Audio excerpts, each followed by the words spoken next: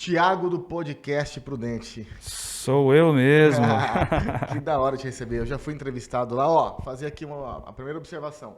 Não é gravado no tempo da pandemia, mas o Tiago está com um resfriado, alguma coisa do tipo. Isso, galera. E além disso, é uma marca registrada sua, É né, uma Thiago? marca registrada. O pessoal reclama, mas, né? Já virou uma marca registrada já. Eu acho que você deveria aderir à máscara assim. Você gosta, fica à vontade e é assim que funciona, então, né? A gente Sim, tem que sim. fazer o que a gente sente à vontade. Sim. Tiago, hoje a gente está fazendo esse bate-papo aqui, dia 7 de setembro, que é o dia da independência. O que significa independência para você? Cara, eu fico até feliz, né, de estar em um podcast. Primeiramente, agradecer, né, o espaço e de estar aqui hoje, né? Obrigado, Sato, obrigado. Obrigado de coração. E principalmente pela data importante que é hoje, né, 7 de setembro. E essa data, ela remete a uma série de coisas, né, principalmente a nossa história, de como nós chegamos até aqui.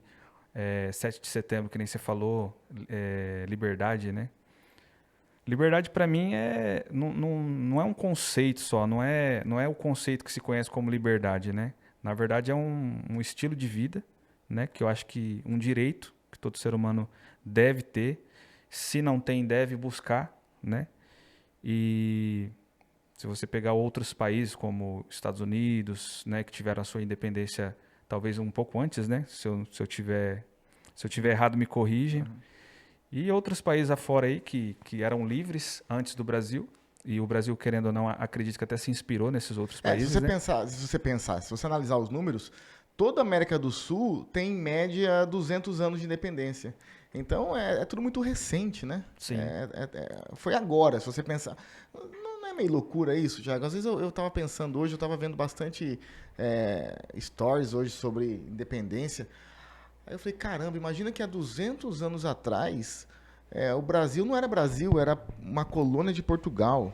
Então é meio que compreensível ainda essa nossa falta de bater na mesa e exigir as coisas. A gente é meio ainda medroso com muita coisa enquanto nação. Aqui parece que não é um país ainda que impõe, que é forte, sabe o que eu tô falando, né? Assim, o Brasil parece que ele ainda tem aquela coisa de coitadinho de mim, sou frágil, não sei o quê.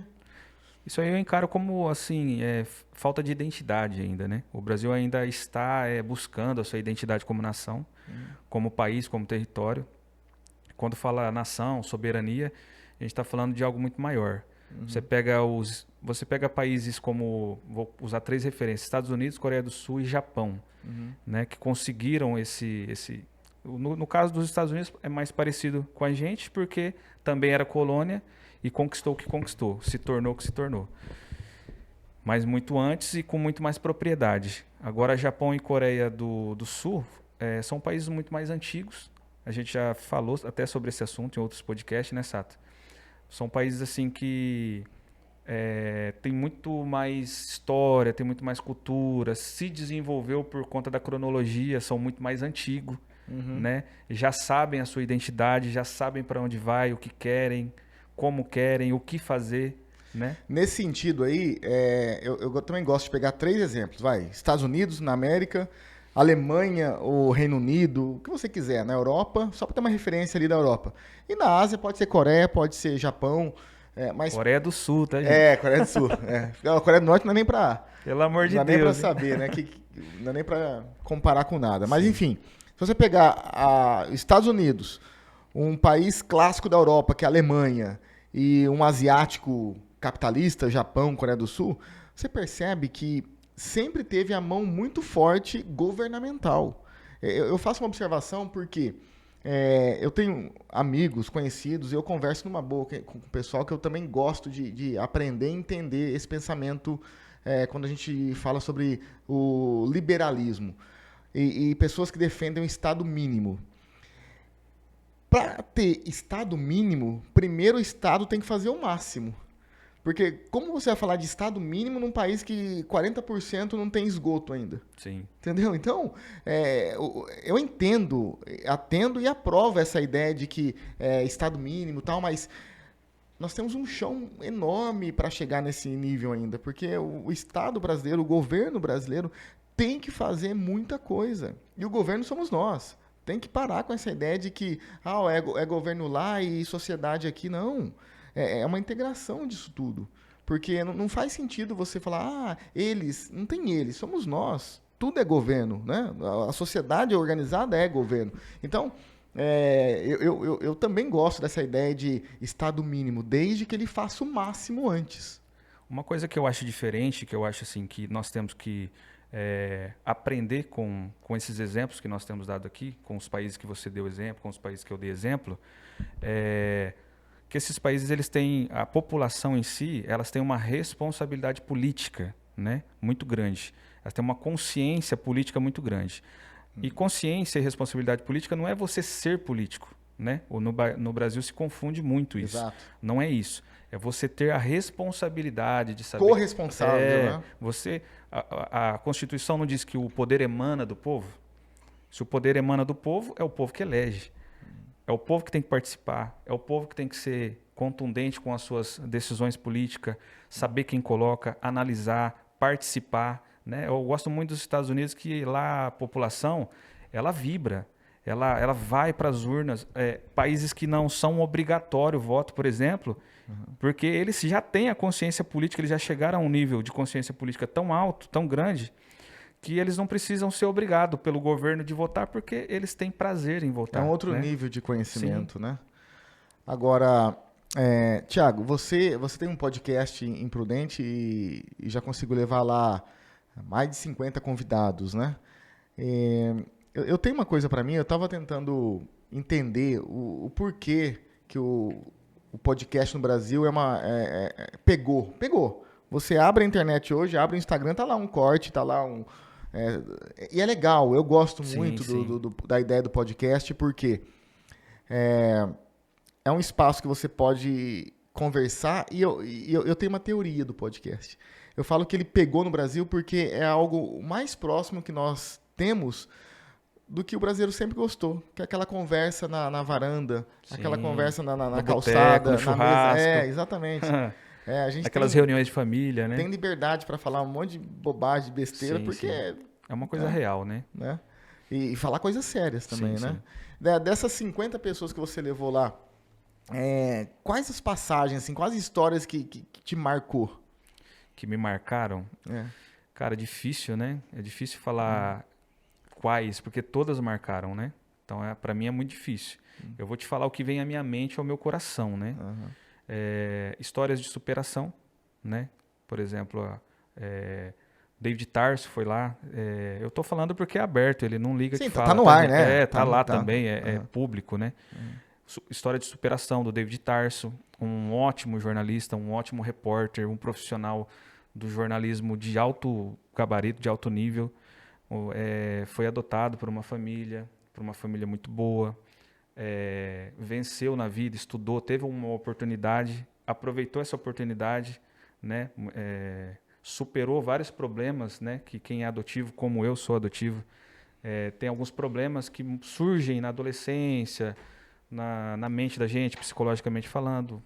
Para mim, ele foi uma pessoa que me tocou muito pela história de superação, porque a gente temos vidas parecidas, por exemplo, é o que vem à minha mente.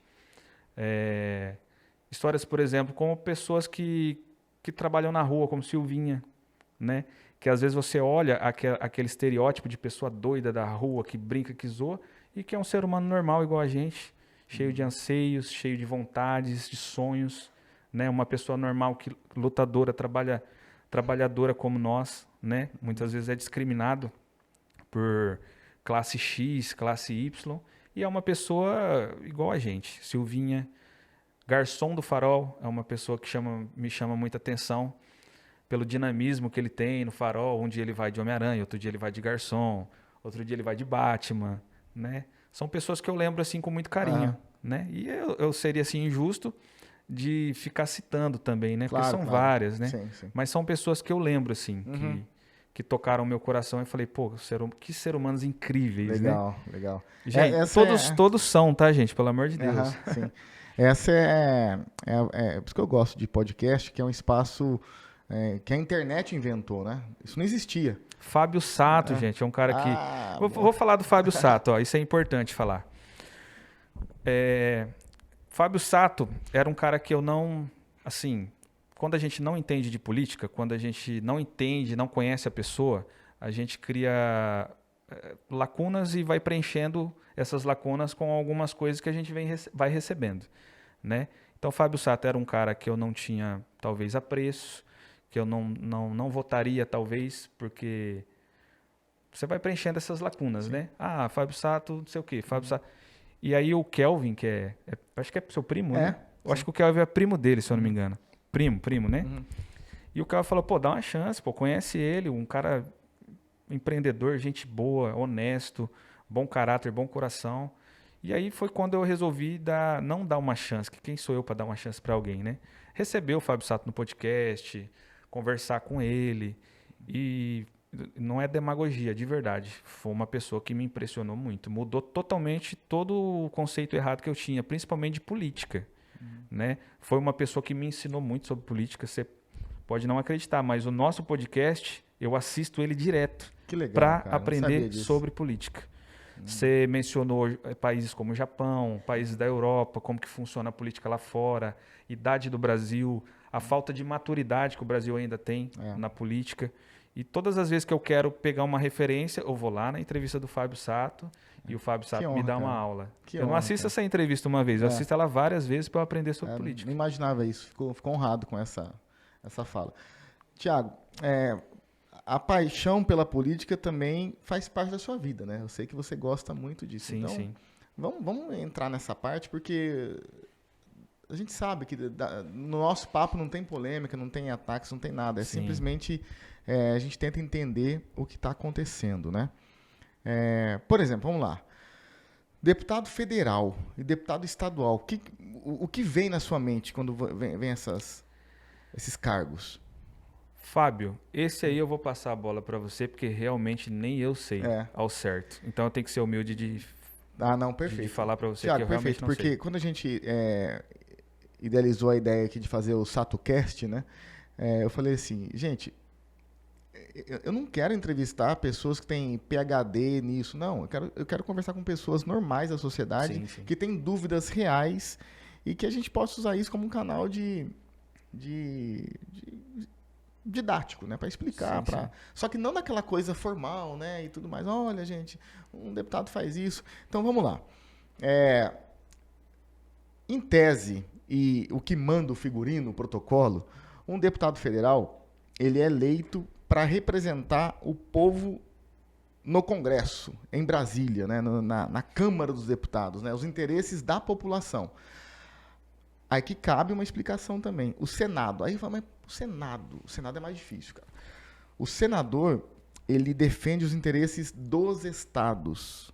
Né? Olha como que a República, com a divisão dos 3 poderes, ela é perfeita. Assim, até inventarem algo melhor. Né? Mas se você for analisar as estruturas da democracia nessa república que nós usamos no Brasil, é um modelo muito bom e democrático, porque um poder acaba controlando o outro. Por exemplo, eu vejo muita gente revoltada com os ministros do Supremo. E realmente existe esse fato porque eles, de repente, se tornaram super ministros e com poderes supremos, de fato, né? E o único, incontestáveis, né? Então, mas aí que tá. O único órgão competente que pode tirar um ministro do Supremo de lá é o Senado. Então, não é o presidente da República e nem a Câmara dos Deputados. Por quê? O senador defende os interesses dos estados. Então, é ele que pode. E como que se faria isso? É um processo de impeachment.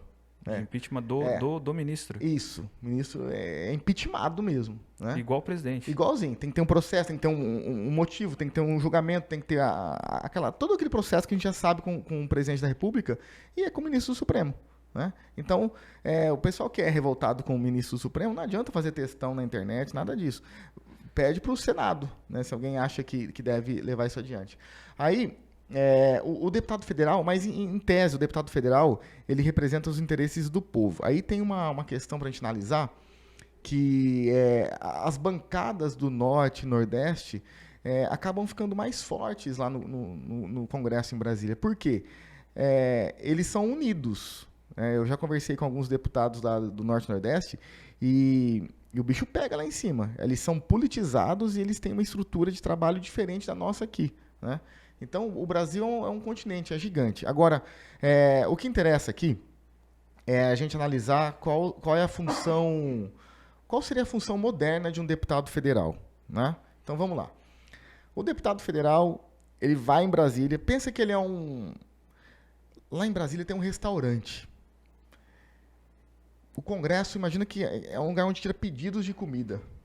O povo entender, bem assim, bem didático.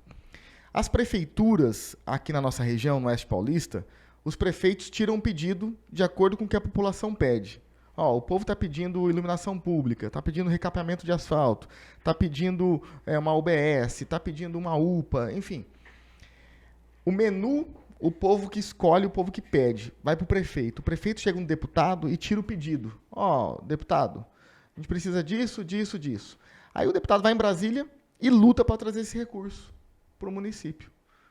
É uma maneira de a gente explicar isso sim. De maneira mais fácil e tangível. Agora, por que a gente se revolta enquanto sociedade civil, enquanto cidadão mesmo?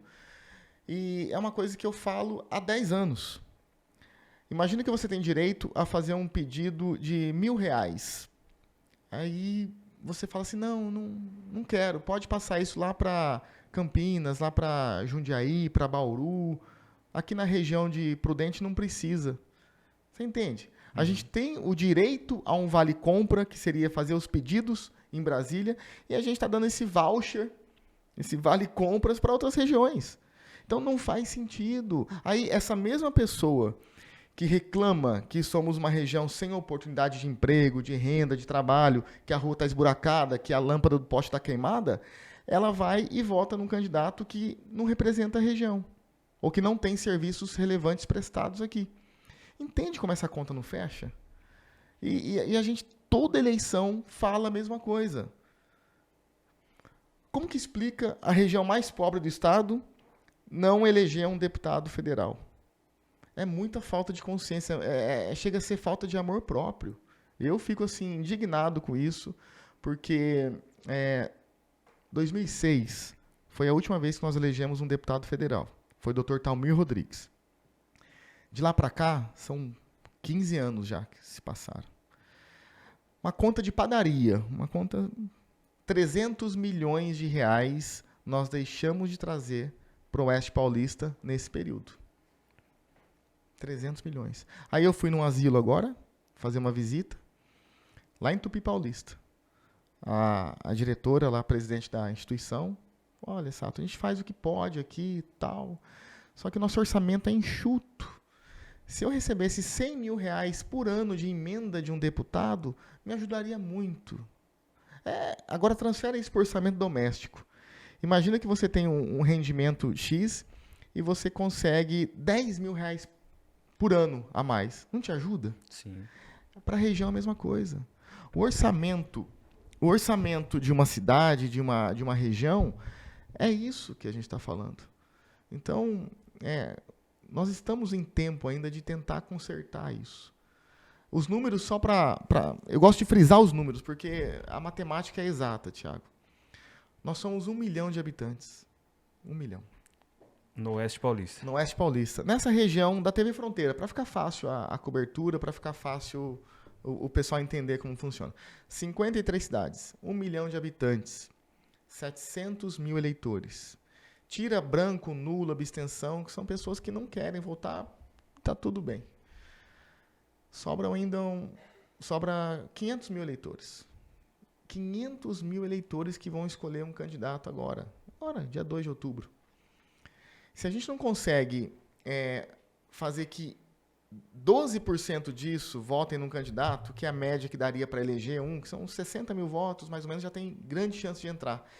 Se a gente não está colocando um deputado federal em Brasília, está falhando, não é só o candidato, é todo um sistema, sociedade civil, eleitor também tem a sua parcela de culpa nisso, né? Sim, sim. Então, quando não coloca um deputado em Brasília, nós estamos falhando num tripé: sociedade civil, eleitor e candidato, que talvez não esteja passando com clareza ou convencendo o suficiente para eleger, para se eleger ou para colocar lá um representante, né?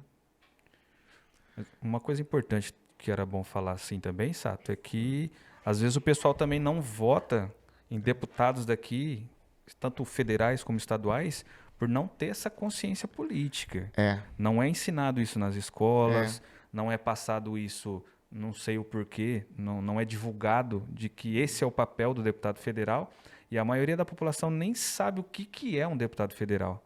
tem Isso é razão. uma grande Tem razão. verdade. Eu não aprendi isso na escola. É, Eu aprendi depois de adulto. e você aprendeu talvez até na política. É. Ou antes e se interessou por conta disso. Aham.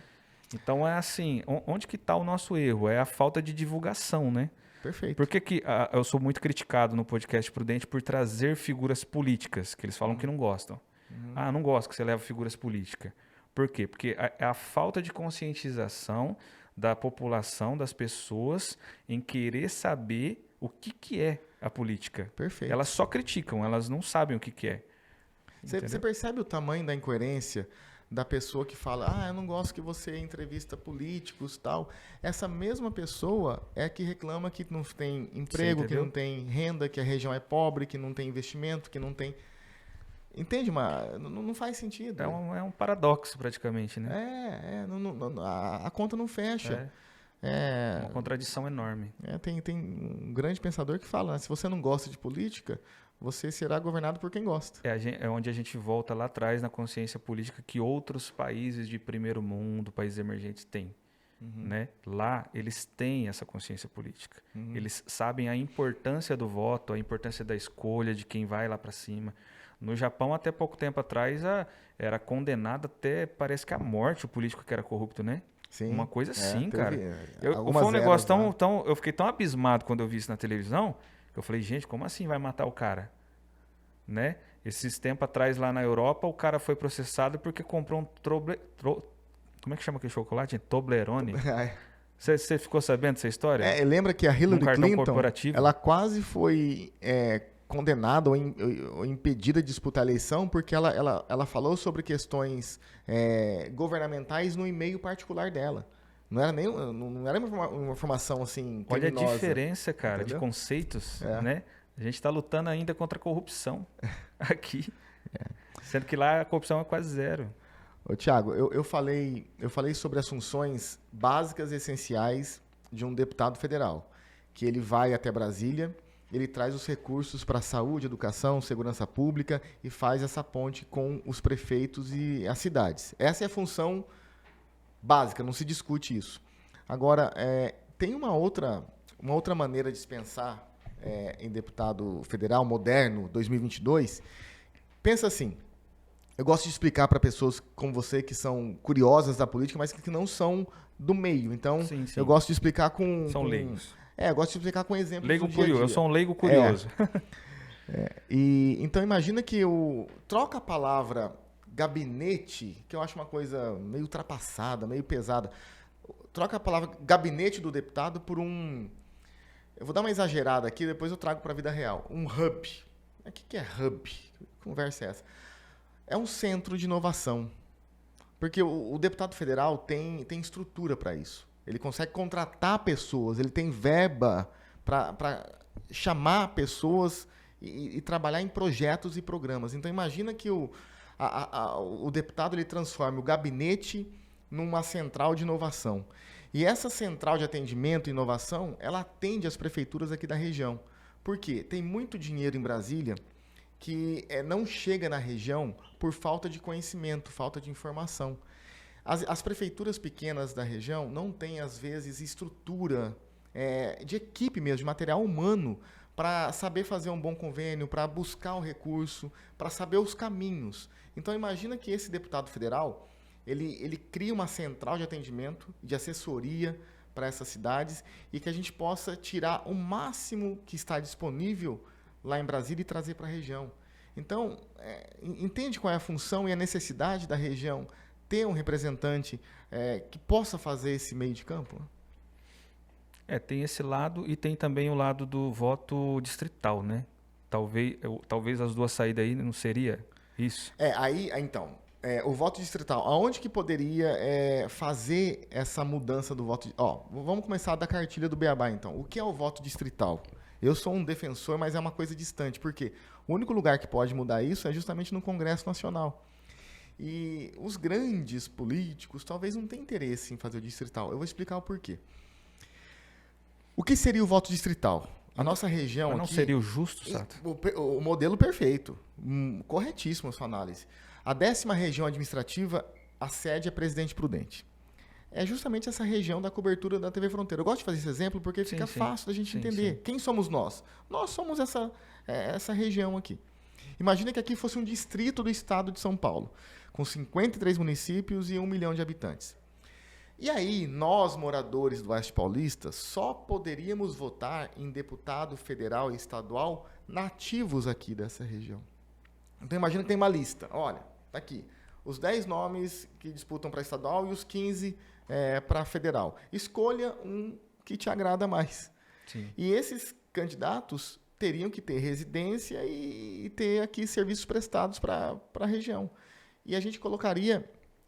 facilmente aí com 700 mil eleitores, colocaria 2 ou 3 representantes fácil nessa conta, nessa matemática. Seria um mundo perfeito. Mas enquanto não tem a lei do voto distrital, se é que a gente vai ver isso acontecer no Brasil, a população pode fazer o voto distrital por consciência. Sim. Né? Então, eu fui recentemente agora convidado para uma sabatina lá organizado pela União das Entidades de Presidente Prudente, que é a sociedade civil organizada, a associação comercial, e eu levantei esse debate, Thiago. Eu falei, olha, faz 10 anos que eu estou na política. Faz 10 anos que eu vejo toda eleição, todo mundo falar a mesma coisa e o resultado se repetir no final e não conseguir eleger um novo deputado. E... é só puxar pela história. Então, quando você fala de dados, de números, aí fica mais claro a gente entender. Deputado estadual. É de Thomas e Mauro Bragato. Qual você se recorda, além desses nomes aqui em Presidente Prudente? Nenhum. Teve lá atrás o tio Gripa, né? Que você é fã. Na tio sua Gripa. Parede, né? O Agripino Lima, que realmente agora virou uma lenda, um mito mesmo. Né? Então, ele foi um estadual, por exemplo. Mas isso há 40 anos atrás. Né? Então, deputado federal, que eu me recordo aqui em Prudente, é Paulo Lima, Agripino Lima e Dr. Talmir Rodrigues. Paulo Lima, ele foi federal? Foi 4 vezes. Federal, né? 4 vezes. E o Agripino foi deputado constituinte em 88. Né? Agora, você vê, Prudente tem 105 anos, né, de história. E na recente, as últimas 5 décadas, vamos chamar isso de recente, 3 nomes apenas conseguiram chegar lá como deputado federal. E o resultado é a região ser a região mais pobre do estado de São Paulo. Bingo. Então, estamos falhando, Thiago. Eu assumo a minha culpa. Candidatos talvez não estão conseguindo falar com clareza e com objetivo e convencer o povo. Esse é o fato 1. Empresas, pessoas, sociedade, população também tem a sua parcela de culpa de não ter essa consciência ou não ter com clareza essa informação. Mas aí como se explica, por exemplo, a nossa região eleger Joyce Hasselmann, Eduardo Bolsonaro, como que se explica Janaína isso? Pascoal. Como que se explica? Se nós precisamos de deputado da nossa região, eleger esse povo. Você sabe que o como ser que esse humano, povo conseguiu tanto voto aqui? Eu vejo assim, aí é uma questão já de comportamento humano, Thiago. O ser humano, ele sempre gostou de pessoas midiáticas, né? O brasileiro, então, tem alguns absurdos no Brasil. O goleiro Bruno teve fã-clube. Né? A Suzane lá, que fez aquilo com os pais, ela tem fã-clube. Saidinha do Dia dos Pais, ela tem... Não, além disso, ela tem fã-clube mesmo. Ela tem grupo de pessoas que gostam dela. Aquela outra lá do marido, lá da Yoki, lá, que ganhou uma série na Netflix. Verdade. E o dia que ela saiu lá da penitenciária, tinham pessoas para tirar foto com ela. Então, por algum motivo comportamental, aí um psicólogo pode explicar isso para nós, O ser humano gosta de idolatrar pessoas, de colocar num pedestal dessa ação midiática, né? Então, essas pessoas que nunca fizeram políticas públicas para a Prudente região, tem 8, 9 mil votos aqui. Nunca mandou uma emenda. Nunca mandou um pacote de açúcar para fazer café. O Tiririca teve 8 mil votos em Prudente. Meu entendeu? Senhor. Então, por algum motivo, o ser humano tem essa inclinação a votar em pessoas midiáticas, né? Mesmo que elas não ajudem nada na vida delas. E eu andei pesquisando, a nossa região é a terceira maior região do estado de São Paulo. Em território, Parece né? que não, né? Mas a primeira região é São Paulo mesmo, né? Grande São Paulo lá e ABC, o pessoal lá. Depois parece que é Campinas, região de Campinas. É isso mesmo. E depois a nossa. Rancharia é o 6º maior município do estado de São Paulo, em território. É porque Prudente o grande centro, vamos dizer assim, entre aspas, grande centro, com mais cidade adjacente do estado de São Paulo, que dependem também de Prudente, do comércio de Prudente, da pouca indústria que Prudente tem, né? Que você já explicou, não é o legado de Prudente, não é a indústria, é o agronegócio, né? Então, assim, cara, como que pode a terceira maior região não eleger deputados federais e estaduais? A terceira. Olha o tamanho do estado de São Paulo. Tiago, nós temos... eu falo que o maior problema da região de Prudente, eu nem vou colocar aqui o tripé básico, que é saúde, educação e segurança pública. Isso não se discute. Eu falo que isso nunca vai estar bom e nunca pode parar. É 24 horas pensando em saúde, educação e segurança pública. Tá? Mas vamos falar agora do maior gargalo da região, fora o tripé básico aí, né? O órgão mais sensível do corpo humano é o bolso. Quando o bolso vai mal, o seu corpo padece, né? Quando o seu bolso está vazio, a sua barriga está vazia e a sua cabeça está cheia de besteira, né? Então, o bolso é, sim, um órgão importante do corpo humano. E aqui na região, todas as cidades que eu fui, todas, a gente vê uma grande limitação financeira da população. Então, nós temos que falar de dinheiro, sim. Sim. Temos que falar de grana. E vou te falar, Sato, mas o que salva a região é Prudente, porque a gente tem que ser justo também. Prudente é a 13ª no índice DH, uma cidade com um índice DH altíssimo comparado a outras cidades do estado, então a gente tem que ser justo. Prudente tem um índice DH muito grande por conta do comércio e do agronegócio, né? Aqui foi conhecido na década de 70, 80 e 90 como a capital do boi gordo, onde o agronegócio funcionava, né? E caiu bastante da década de 90 para cá. O comércio de Prudente ele sempre foi forte, entre aspas, por conta dessas cidades adjacentes que vêm comprar dentro de Prudente, né? Então fez com que o índice DH de Prudente subisse um pouco. Agora, falar que veio emenda, falar que veio... Não, Prudente foi crescendo meio que uma ilha, né? Prudente... Eu falo que Prudente deu certo. Prudente deu certo. Por vários motivos, a cidade é excelente em termos de qualidade de vida. A questão é a região, tem muita coisa boa. A região é pobre. Prudente é locomotiva. Agora, tem muitas cidades da nossa região que, assim, precisa melhorar muito. E Prudente, se você perguntar para alguém que está desempregado ou passando necessidade, fala, aqui não é bom, não. Então, a gente precisa realmente falar de dinheiro. Sim. Porque é o dinheiro que comanda. Agora, eu quero falar essa pauta agora com você, que é assim. Vamos pensar em o que torna uma região próspera. Como que o dinheiro chega até aqui? Uma coisa é o dinheiro girar, né? O comércio faz muito bem isso. O dinheiro troca de mão, aquece a economia, e os R$100 que você ganha, você gasta no açougue, o açougueiro compra uma sandália, a moça da sandália faz o pé e a mão, a moça que ganhou do pé e a mão foi no mercado e girou. Isso é legal. Agora, o que faz a região ficar próspera é trazer dinheiro novo. O que é dinheiro novo? É dinheiro de fora. É quando você fornece serviços e produtos para outros locais e esse dinheiro injeta na região. Então, esse é o caminho que a gente tem que entender. Como trazer mais dinheiro de fora. Tem até uma comparação que eu faço com relação à indústria. Toda reunião que você fizer sobre desenvolvimento regional, todo mundo vai pedir indústria. Mas quando as pessoas pedem indústria, Thiago, elas não estão pedindo aquele negócio da chaminé que sai fumaça. Elas querem emprego, renda e trabalho. Então vamos pensar. Quando fala indústria, é produção de dinheiro, é produção de riqueza. Para por aí. Agora vamos partir para a segunda linha.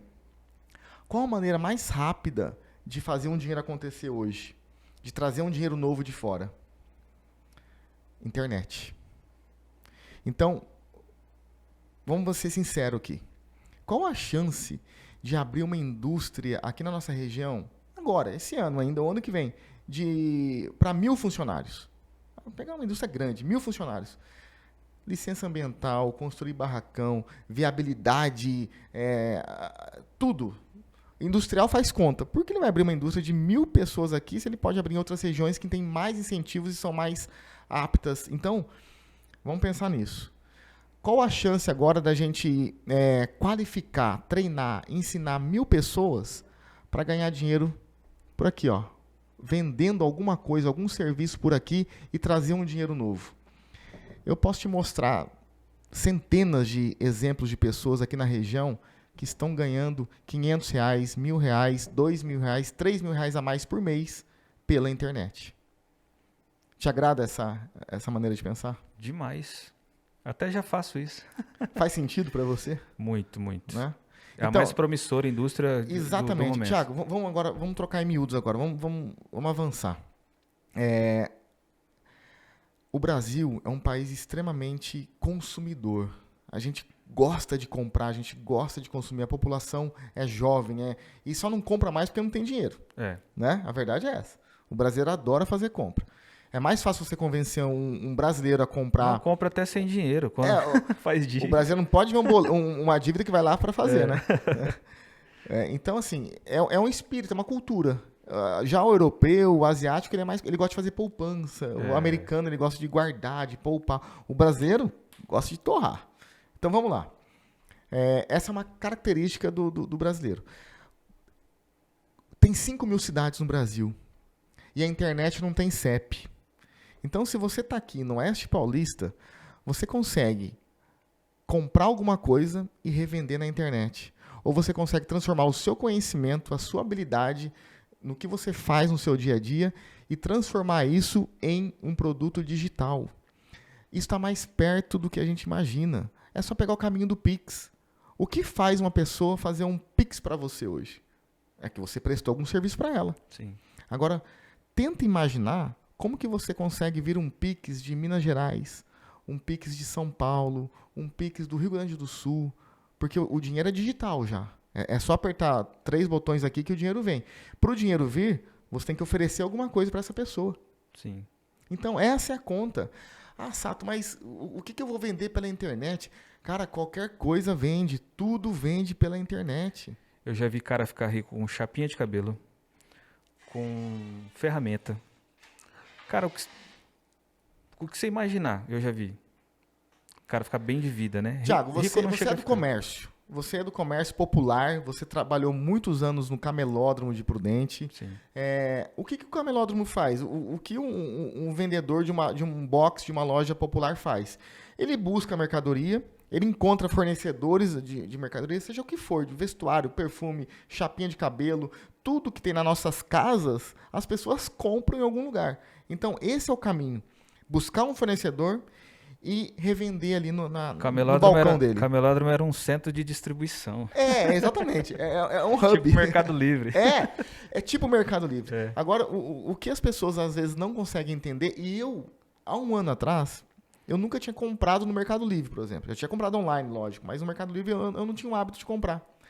Um ano depois eu vendo pelo Mercado Livre. Né? Então, eu aprendi isso. É ensinável, é fácil você entender como funciona isso. E a maneira que eu gosto de explicar é transformando a loja física, o comércio físico. Pensa que a pessoa que tem um box, uma loja popular em qualquer desses centros populares de compra, ela fez esse pedido em algum lugar, ela tem um estoque de algum lugar. Aí ela coloca lá, ela expõe a mercadoria, as pessoas passam na frente e se interessam e perguntam quanto custa e ali começa a negociação de compra e venda. A internet é a mesma coisa, meu amigo, só que em vez de você expor na vitrine, na prateleira, você expõe uma foto no Mercado Livre da vida. Exponencialmente, né? Você percebe que tudo se baseia em oferta e anúncio? Um dos maiores vendedores do Mercado Livre de Prudente, e foi durante, vamos colocar, 2, quase 3 anos, ficou no topo do Mercado Livre, é do Camelódromo. Eu sei. A gente não pode ficar citando nomes e tal, mas... a gente pode falar de valores. Sim. Facilmente tem pessoas imprudentes hoje que vendem mais de 200 E mil eu reais. admiro esse cara demais, aprendi a trabalhar demais com ele. Aprendi como? Olhando ele trabalhar. Falei, irmão, eu quero aprender com essas pessoas. Quero aprender com o Fábio Sato, que vende no Mercado Livre e é um sucesso, né, no Mercado Livre. Pode falar Mercado Livre? Pode falar. Com esse cara, que eu não vou citar o nome porque ele não está presente, né? E outras pessoas mais... A gente sabe que aqui em Prudente, a gente não vai citar nomes porque não precisa, mas tem muita gente aqui que fatura 100 mil reais por mês vendendo na internet. Você sabe disso. Sim. Né? E vende o quê? Vende tudo que você pensar. Muita gente fala assim, Sato, o que eu vou vender pela internet? Não, faz um estudo. Entra na sua casa e começa a observar tudo que você compra. Tudo que tem na sua casa, alguém compra pela internet. Faz igual eu deitei numa rede e fiquei 3 dias. Os caras falaram, bicho, tá preguiçoso. Eu falei, irmão, tô estudando. E eu tava estudando mesmo, né? Estudando a minha mente. O que eu vou empreender? O que as pessoas mais precisam hoje? E eu fui matutando. Até que deu aquele... Sabe aquela lampadinha do desenho assim, ó? Claro. Aquela luz. Celular. Compra, conserta e venda. Então são as 3 coisas que as pessoas mais querem. É comprar, consertar e vender celular. Alguém duvida ou desconfia que isso aqui não vai estar na mão das pessoas daqui 5 anos? Não, tem gente que tem 2, 3 hoje. Na minha época a pessoa quase tinha 1. Hoje a pessoa tem 2, 3. E para quem sonha em vender pela internet? Porque é um sonho de muita gente vender pela internet, seja produtos físicos... Você quer serviço mais gostoso que você sentar numa mesa aqui o dia inteiro ou num sofá? Você pode até cruzar as pernas, você não precisa nem se trocar. Você escova os dentes, toma um café e fica aqui no sofá vendendo. E ganhar dinheiro dormindo? Acontece, viu? Acontece muito. Se você acordar lá às 7 da manhã e ver você vendeu, é assim. Gente, parece que é loucura, papo de vendedor de curso, mas tá aqui o Thiago que não me deixa... Eu não vendo curso, então eu posso falar com categoria. O Thiago é comerciante de comércio popular. Eu passei por todas as esferas do comércio. Você vê o dinheiro girar, você vê a coisa acontecendo. E mesmo comerciante tradicional como você já aderiu à internet, porque é lá que está acontecendo a compra e venda. Eu percebi que uma coisa não vive sem a outra mais. E esse é o futuro.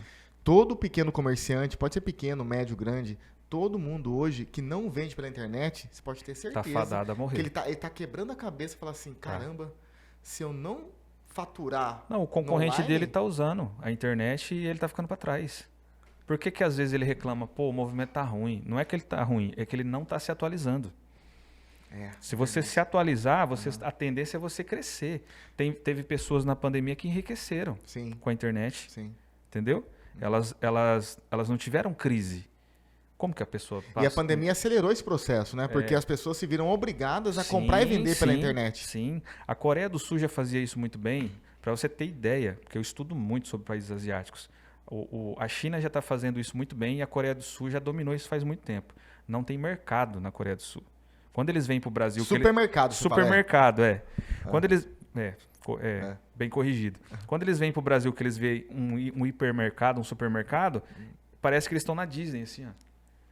Gente, o que é isso aqui? Eles tiram como rolê ir no mercado. Por quê? Não existe. Porque a logística lá de vamos colocar, eu não sei como que é o nome lá, chama, Mercado Livre... É muito rápida e eficiente. Até porque o país é menor, né? Você não concorda, Thiago, que os comércios físicos hoje, nossos aqui, eles vão acabar sendo um ponto... É tipo um iFood. Você vai comprar pelo Mercado Livre ou outro marketplace e as pessoas físicas vão entregar na sua casa em 1 hora, em 50 minutos, igual um prato de comida. É que o Brasil ele gosta de coisa obsoleta, né? Ele não gosta de progredir a população. Muitas vezes ela regride em algumas situações. Então, ela gosta de supermercado. Ela gosta. Pra mim é terapia. Né? Tem gente que gosta. Eu já não gosto. Mercado, assim, eu fico lá... Agora, imagina você, na comodidade da sua casa, pedir... tô com vontade de comer fruta. Banana, maçã, vou comprar o arroz, feijão e o bife. E aí você pede no aplicativo e daqui a pouco a compra está na sua casa daqui meia hora. Eu quero comprar uma camiseta básica preta. Você vai clicar lá e vai receber essa camiseta básica preta Sim. em 1h30, 2 horas na sua casa. Isso aqui é informativo, gente. Então, a gente está indo para esse caminho. Ó, no Brasil, durante a pandemia, eu conversei com um rapaz em São Paulo. E eu acho que o governo tem que investir mais e mais nisso. Mas a coisa está acontecendo. Agora, eu vou fazer uma defesa aqui pró-governos. Hoje, no Brasil, se você quiser vender pela internet, você pode fazer isso no CPF, até 30, 40 mil reais. Eu comecei assim. Então, a lei brasileira permite você comprar no CPF, Sim. vender no CPF e faturar. Aí, o próprio sistema já vai avisar assim, olha, você está vendendo muito. A partir do mês que vem, você precisa abrir uma MEI. Cara, é a melhor notificação que você recebe. Sim. Porque você está vendo a coisa acontecer. E uma coisa que a gente tem que ser muito justo também, né? Oposições à parte, o Pix foi uma ideia genial. Fantástico. Não sei se é do Brasil, se já existe em outro país. Existe em outros países? Na China, eu tenho o Pix chinês já, né? E, assim, mas a ideia é genial. Exatamente. Né? Do governo federal. Sim, sim. Né? Tem que... Do Banco Central, que encabeça isso. Né? O Pix é genial. O sistema bancário brasileiro, Acabou Thiago, as filas, Sato. sempre foi muito avançado. Os bancos brasileiros são muito bons em sistema e operação, né? E o Pix veio para confirmar isso, né? Cara, que legal, nosso sistema, né? é avançado. Não, adiantou a vida principalmente dos empresários. Empresário, microempresa, facilitou a vida da população demais. O Pix é uma conquista demais. Agora, voltando à parte de como vender pela internet, Thiago, porque tem muita gente que ela fala assim, eu quero começar a vender pela internet, mas eu não sei os caminhos. Então, eu quero dar um testemunho aqui de como que isso aconteceu na minha vida. Igual eu te falei, os testemunhas do Mercado Livre, não é mais os testemunhos de Jeová, gente. E você conhece muita gente, né? Muita gente. O Brasil hoje tem 10 milhões de pequenos comerciantes no Mercado Livre. Agora, vamos contextualizar isso. Nos Estados Unidos, o americano, por cultura, 95% de todo o comércio varejista de bens de consumo nos Estados Unidos, eles compram de grandes redes. Walmart, Amazon, porque o americano gosta de ter essa segurança de comprar de um grande. Sim. Aqui no Brasil, como nós somos latinos e gostamos dessa informalidade, digamos assim, o brasileiro prefere comprar do pequeno ou do cara que não é da rede, porque ele sabe que ele talvez tem um preço diferenciado, umas condições melhores.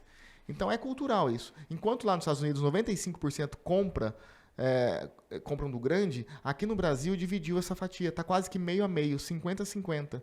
Então, de tudo que se consome na internet brasileira, 50% é do pequeno comerciante, desse da barriga do balcão, só que não é barriga no balcão que eu falo, é barriga no notebook, né? Porque a loja virtual está no notebook e muitas vezes no celular também. Sim.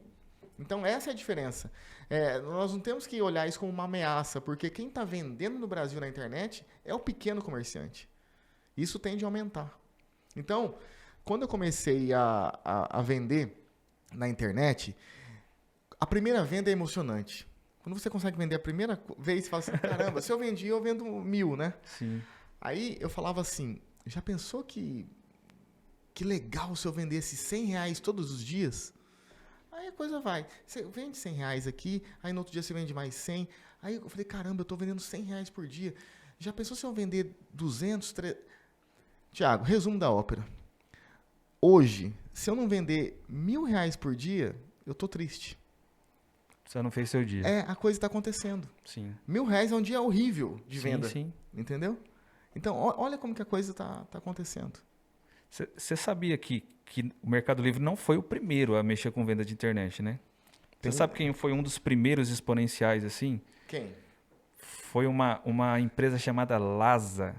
Sabe quem que é a Lasa? Não faço ideia. Tem um nome fantasia e tem um nome... Como que fala? Quando é fantasia e o outro o nome... Razão Social. Razão Social. É a razão social das lojas americanas. Ah, sim. Né? Trabalhei nas lojas americanas como promotor de venda.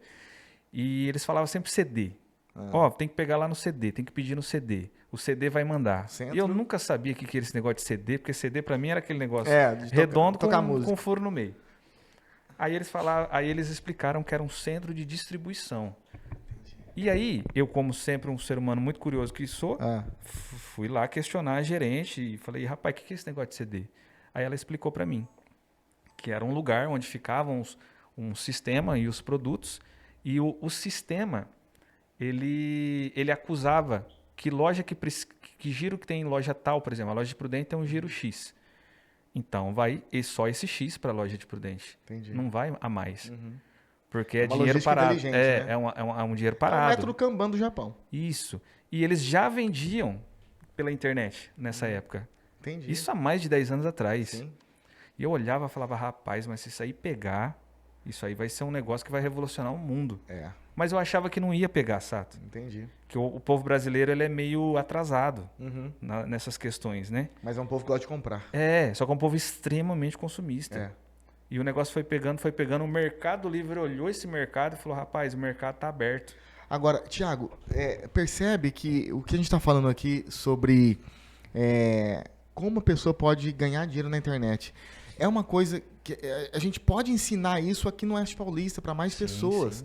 Porque a concorrência não é local, é o Brasil inteiro comprando. A internet não tem Sim. CEP.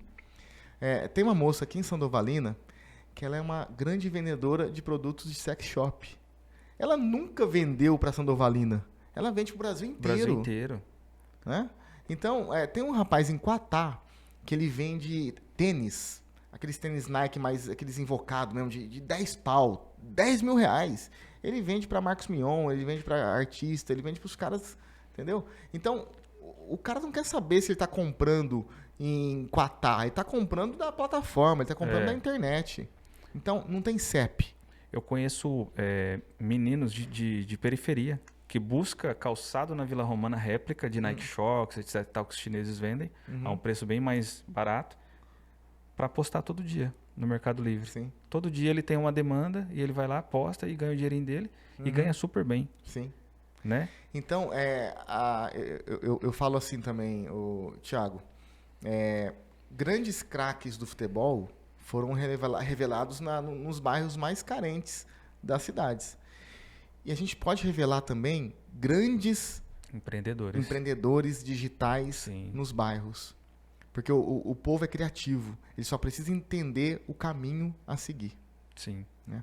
Agora, tem uma outra informação que é assim, produtos físicos. Isso é mais fácil, entre aspas, vender. Porque todo mundo precisa de uma jaqueta, de um boné, Sim. de uma máscara, de um celular, né? de calçado, de lingerie, de cueca, enfim, de tudo. Tudo que a gente usa e consome se vende e se compra na internet. Agora, tem um outro produto também, que é o infoproduto, que é o conhecimento. Mas aí as pessoas falam assim, mas como que funciona isso?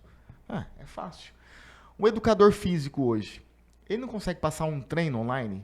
Sim. Isso é um dinheiro digital. É um dinheiro que não existia, é uma forma de ganhar dinheiro. Uma nutricionista, ela não consegue passar uma dieta, acompanhar online? Sim. O psicólogo, isso já é lei. O psicólogo pode fazer terapia e acompanhamento digital online. Telemedicina, o médico já pode fazer consulta online através de uma chamada de WhatsApp.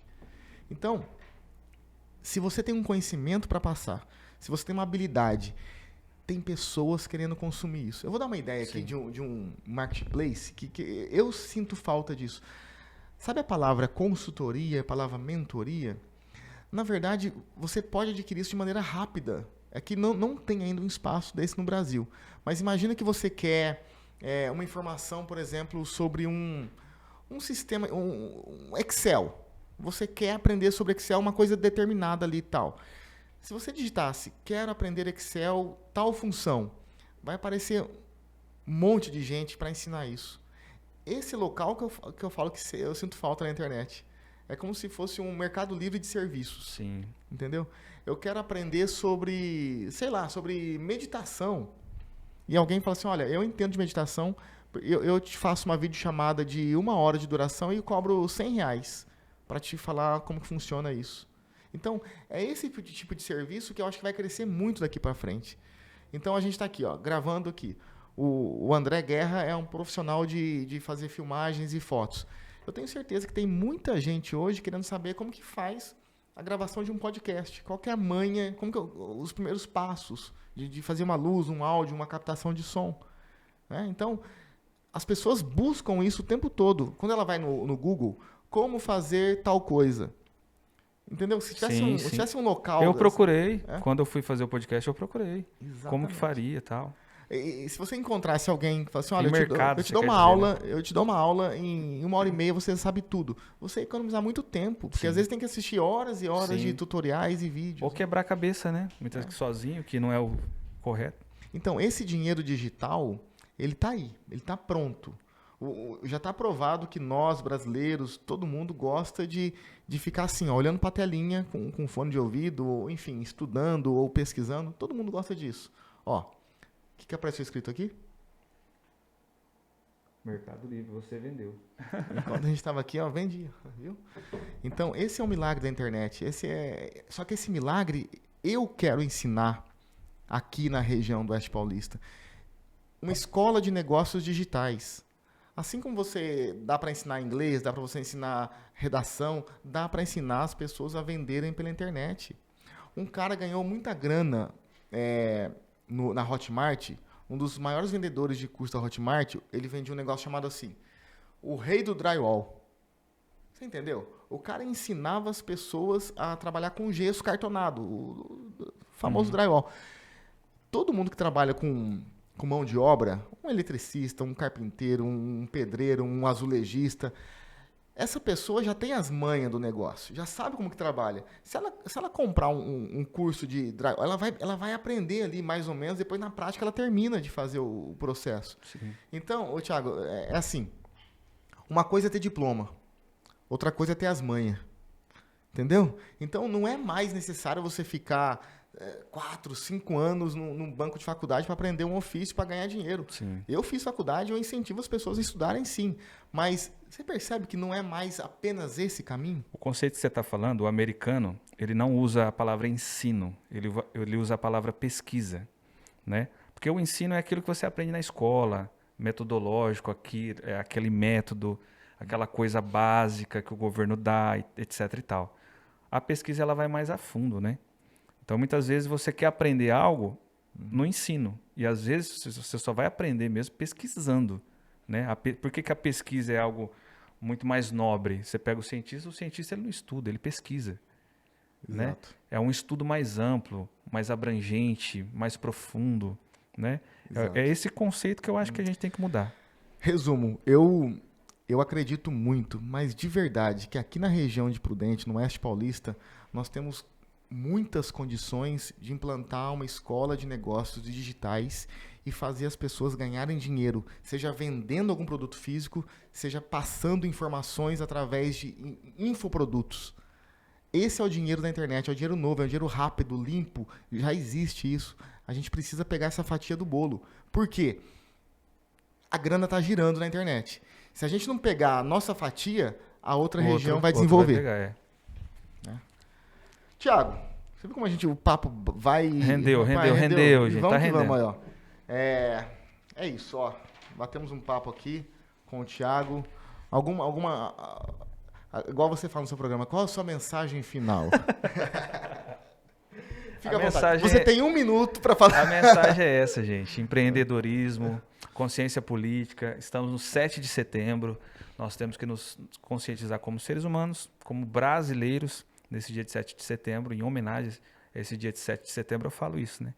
Sempre ter a consciência de que nós precisamos mudar e precisamos mudar a nossa história.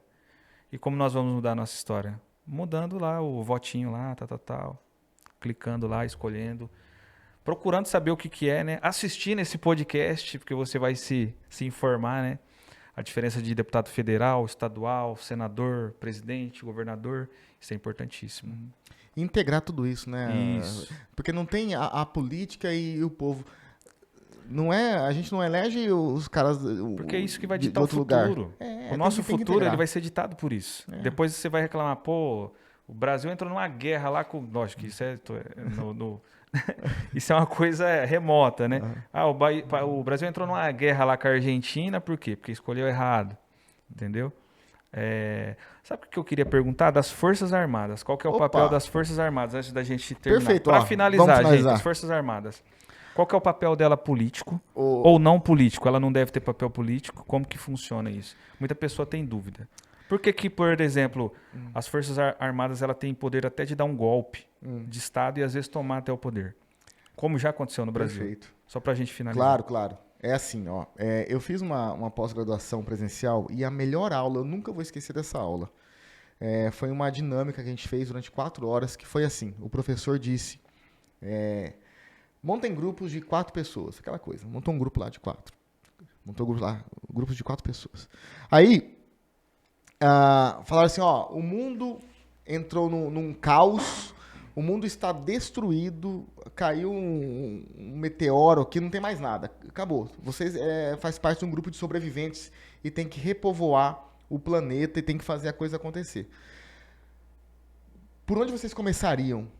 Cara, a gente quebrou cabeça, conversou tal. Sabe a primeira coisa que você faz numa situação como essa?